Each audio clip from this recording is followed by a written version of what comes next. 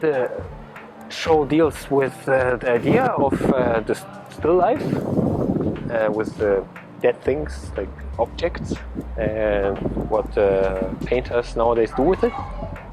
And as it's like an eternal topic or like an old topic, because people dealt with it, they're dealing with it, and they will deal with it because we're all surrounded by objects and things. And I thought it would be interesting to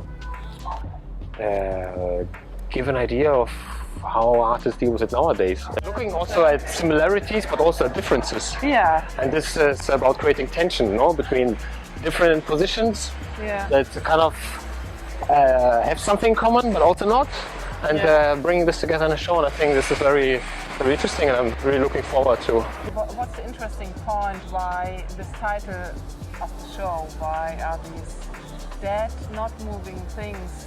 Why are they needful? Why do we need these cosas, these things?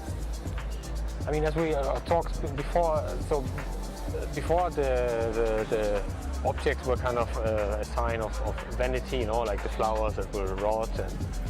And, but nowadays it's more like that the objects have this materialistic value also, and kind of we define ourselves through objects. What artists make of it nowadays, and what's the kind of the feeling the viewer gets out of it, and whether these things are needful at all. I mean, we say that they're needful, but they may also not be not. So. It's a little bit ironic as well, because it's just things, and we decide if it's needful or not. And you know, I told you, like, my idea is that we have to create our paradise here, and we have to live our life here because there's no life after death. So we are focusing the value even of material stuff is higher than it was before. So, of course, also the idea of the show is like this in general with art, that we don't want to give answers, we actually want to ask more questions. Of course, and I thought, because you do a lot of still lifes, yes.